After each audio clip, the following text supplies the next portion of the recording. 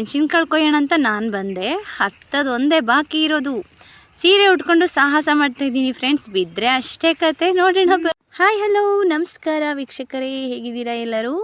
ಇಂದಿನ ನಮ್ಮ ವಿಡಿಯೋದಲ್ಲಿ ಅಡಿಕೆ ಕೊಯ್ಲು ಬಗ್ಗೆ ಒಂದು ಸ್ವಲ್ಪ ಮಾಹಿತಿ. ಬನ್ನಿ, ಇದು ಕೊನೆ ಕೊಯ್ಲು, ಲಾಸ್ಟ್ ದಿನ ಈ ವರ್ಷದ್ದು.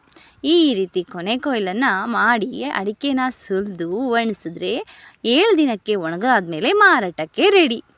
ಒಂದು ವರ್ಷದಲ್ಲಿ ಒಂದು 3 ಕೊಯ್ಲು ಮಾಡ್ತಾರೆ. ಇದೇ ರೀತಿ ಅದನ್ನು ಕಟ್ ಮಾಡಿಸಿ ಈ ರೀತಿಯಲ್ಲಿ ಒಣಗಿಸಿ ಇದನ್ನು ರೆಡಿ ಮಾಡಿ ಪ್ಯಾಕಿಂಗ್ ಮಾಡಿ ಮಾರಬೇಕು. ಆ ರೈತರ ಜೀವನ ಸುಲಭನಾ? ಈ ರೀತಿ ಕಷ್ಟಪಟ್ಟರೆ ಮಾತ್ರ ಅಲ್ವಾ ನಮ್ಮ ರೈತಾಪಿ ಜೀವನಕ್ಕೆ ಸಾರ್ಥಕತೆ ಮತ್ತು ನಮ್ಮ ಕೈಗೆ ದುಡ್ಡು. ಈ ರೀತಿ ಬಿಸಿಲಲ್ಲಿ ಕಷ್ಟಪಟ್ಟು ರೈತರು ಒಣಗಿಸಿ ತಂದು ಮಾರ್ಕೆಟಿಗೆ ಕೊಟ್ಟರು ಬೆಲೆ ಏನು ಕರೆಕ್ಟಾಗಿ ಕೊಡಲ್ಲ. ಬನ್ನಿ ಹೋಗಲಿ, ಮತ್ತೇನು ಹೇಳೋಣ, ನಮ್ಮ ಜೀವನಕ್ಕೆ ಇಷ್ಟೇ ಹೇಳೋಕ್ಕಾಗೋದು. ಹಾಗೆ ನಾನು ಇವತ್ತು ಫುಲ್ ವೀಡಿಯೋನ ಶೇರ್ ಮಾಡ್ತಾಯಿದ್ದೀನಿ. ಫುಲ್ಲಾಗಿ ನೋಡಿ ಹೇಗಿತ್ತಂತ ಹೇಳೋದನ್ನು ಮರಿಬೇಡಿ. ನಮ್ಮ ಮನೆಗೆ ಒಂದು 4-5 ಜನ ಕೆಲಸಕ್ಕೆ ಬಂದಿದ್ದರು. ಈ ಸರಿ ಕೆಲಸ ನಡೀತಾ ಇದೆ. ಹಾಗೆ ತೋಟಕ್ಕೆ ಹೋಗೋಣ ಬನ್ನಿ. ತೋಟದಲ್ಲಿ ನಮ್ಮ ಜನ ಕೆಲಸ ಮಾಡ್ತಾ ಇದ್ದಾರೆ.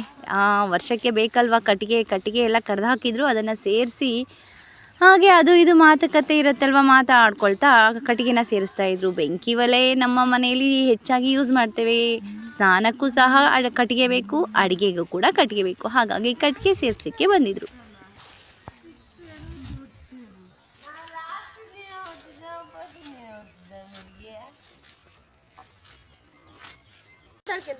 ಗುಂಡುಮಣಿ, ಎಷ್ಟು ಮೀನು ಹಿಡಿದೆ? ಟೇಪು ಹೆಂಡತಿ ಹೇಳ್ಬಿಟ್ಟು ಬಂದಿರಾ? ಮಕ್ಕಳು ಮರಿಯಲ್ಲ ಆರಾಮಿದ್ದಾವನ? Small bus is coming.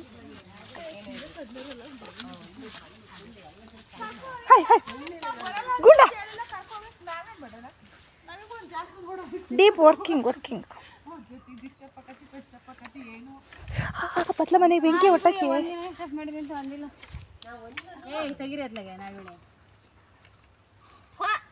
Small place.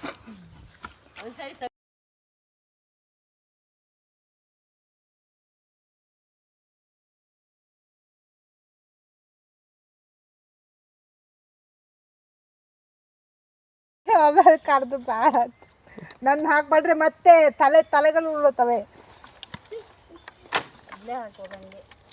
ಏನು ಉರುಳ್ತವೆ ನಾಗವೇಣಿ?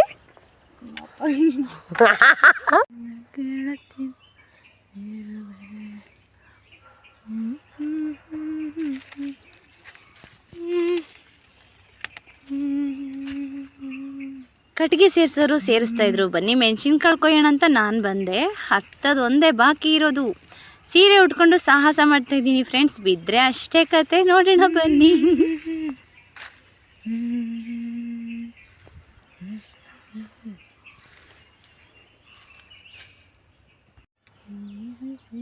ಕಾಳು ಮೆಣಸಿನ ಬಳ್ಳಿ ಜಾಸ್ತಿ ಏನಿಲ್ಲ, ಎಲ್ಲ ಅಡಿಕೆ ಗಿಡಕ್ಕೂ ಒಂದೊಂದು ಹಚ್ಚಿ ಮನೆ ಯೂಸ್ ಆಗತ್ತೆ ಅಂತ ಹೇಳಿ ಹಾಕ್ಕೊಳ್ತಾರೆ. ಆದರೆ ಹೆಚ್ಚಿಗೆ ಬಂದರೆ ಮಾರಾಟ ಕೂಡ ಮಾಡ್ಕೊಳ್ತಾರೆ.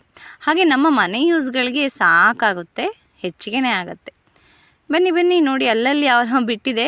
ಮರ ಹತ್ತಬೇಕು. ಮರ ಹತ್ತಕ್ಕಿಂತ ಮುಂಚೆ ಒಂದಿಷ್ಟು ವೀಡಿಯೋ ಮಾಡೋಣ ಅಂತೇಳಿ ಅಷ್ಟೇ ಮಾಡ್ತಾಯಿದ್ದೆ. ನಮ್ಮ ದೇಶದಿಂದ ಮೆಣಸಿನಕಾಳೆಲ್ಲ ರಫ್ತು ಮಾಡ್ಕೊತಾರೆ ಗೊತ್ತಾ? ಕ್ವಿಂಟಾಲ್ ಗಟ್ಟಲೆ ನಮ್ಮ ದೇಶದವರು ನಮ್ಮನ್ನು ಆಡಳಿತ ಮಾಡಿದ್ದು ಯಾಕೆ ಗೊತ್ತಾ? ಈ ಸ್ಪೈಸಸ್ಗೋಸ್ಕರನೇ ಅವ್ರು ನಮಗೆ ಬಂದು ಹೋಗಿ ನಮ್ಮ ಮೇಲೆ 2000 ವರ್ಷ ಅಲ್ಲ 2200 ವರ್ಷ. ಭಾವನ ಮಗಳು ಕೂಡ ಇದ್ಲು. ಅವಳೇ ಅವಾಗ ಮಾತಾಡ್ತಾ ಇದ್ಲು.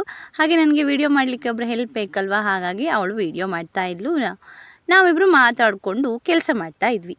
ಆದರೂ ಚೆನ್ನಾಗಿತ್ತು ಗೊತ್ತಾ?